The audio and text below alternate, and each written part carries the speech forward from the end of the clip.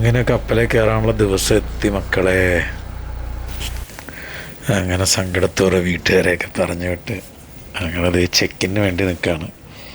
ഇനി ഇവിടുന്ന് മയാമി വരെ, കൊച്ചിയിൽ നിന്ന് ദോഹയിലേക്ക് 4-5 മണിക്കൂർ, അവിടുന്ന് പിന്നെ നേരെ മയാമിയിലേക്കൊരു 10-15-16 മണിക്കൂർ. ഇതിൻ്റെ ഇടയ്ക്ക് ദോഹയിലെ കുറച്ച് നിൽപ്പ്. അങ്ങനെ എല്ലാം കൂടെ ഏകദേശം ഒരു 10-26 മണിക്കൂർ എടുക്കും അവിടെ നിന്ന് എത്താൻ.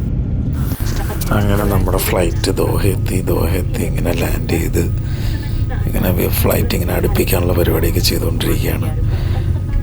നല്ല കുഴപ്പമില്ലാത്തൊരു യാത്രയായിരുന്നു. പിന്നെ എൻ്റെ വളരെ വേണ്ടപ്പെട്ട 2 സുഹൃത്തുക്കളെ കൊച്ചി എയർപോർട്ടിൽ വെച്ച് കിട്ടി, രാംകുമാറും എബിയും. അപ്പോൾ അവർ 2 പേരും ഉണ്ടായിരുന്നുകൊണ്ട് ആ വീട്ടുകാരെ പിരിഞ്ഞ പെട്ടെന്നുള്ള സങ്കടമില്ല. സൈൻ ഓൺ ഡേറ്റൊക്കെ അങ്ങനെ ഒരു വല്ലാത്ത വിഷമമുള്ളൊരു സാഹചര്യമാണ്. മനസ്സങ്ങോട്ട് മരവിച്ചിരിക്കുന്നൊരവസ്ഥയായിരിക്കും. പിന്നെ നമ്മുടെ ജോലി ഇതായി പോയില്ലേ, ചെയ്യാതിരിക്കാൻ പറ്റില്ലല്ലോ. ഇത് ഞങ്ങൾ ടെർമിനൽ സിയിലാണ് ഇറങ്ങിയത്. അവിടെ ഉള്ളൊരു നല്ല ഭംഗിയുള്ളൊരു ഗാർഡനാണ്. എനിക്ക് ഭയങ്കര ഇഷ്ടമാണ്. ഇതൊരു ട്രോപ്പിക്കൽ ഗാർഡൻ, ഓർച്ചഡ് ഗാർഡൻ എന്നാണ് ഇതിൻ്റെ പേര്. Doha Hamad airport. ഞാനിതിന് മുമ്പൊരു ഷോർട്ട്സ് ഇട്ടിട്ടുണ്ടായിരുന്നു.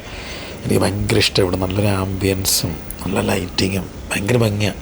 അതിൻ്റെ ഇടയിൽ കൂടെയൊക്കെ നടക്കാനായിട്ട് ആൾക്കാർ ഒരുപാട് പേര് വന്ന് ഫോട്ടോസും വീഡിയോസൊക്കെ എടുത്ത് ഭയങ്കര ഒരുപാട് സോഷ്യൽ മീഡിയയിലും നിങ്ങൾ യൂട്യൂബിലൊക്കെ ഒരുപാടുള്ളൊരു സ്ഥലമാണ്.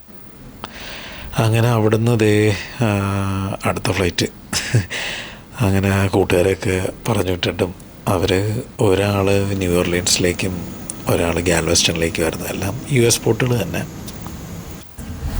അങ്ങനെ ഫ്ലൈറ്റ് കയറി സീറ്റൊക്കെ അന്വേഷിച്ച് പയ്യെ ഇരുന്ന് സെറ്റായിട്ട് ഇങ്ങനെ ഇരിക്കുന്നു.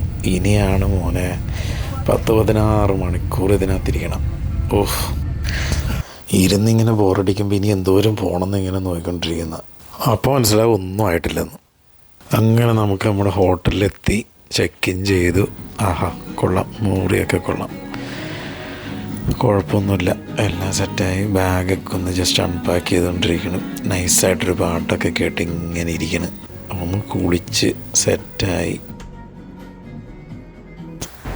Finally signing on.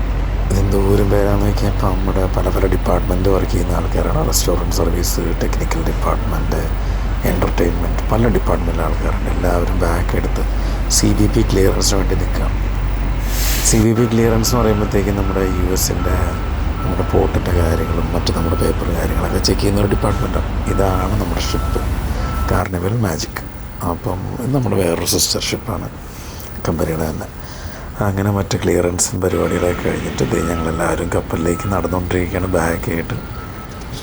അടുത്ത 4 മാസത്തിന് നമ്മുടെ വീടും നാടും ഒക്കെ ഇത് തന്നെ. അപ്പം പേപ്പർ വർക്കും കാര്യങ്ങളൊക്കെ നടക്കുന്നു.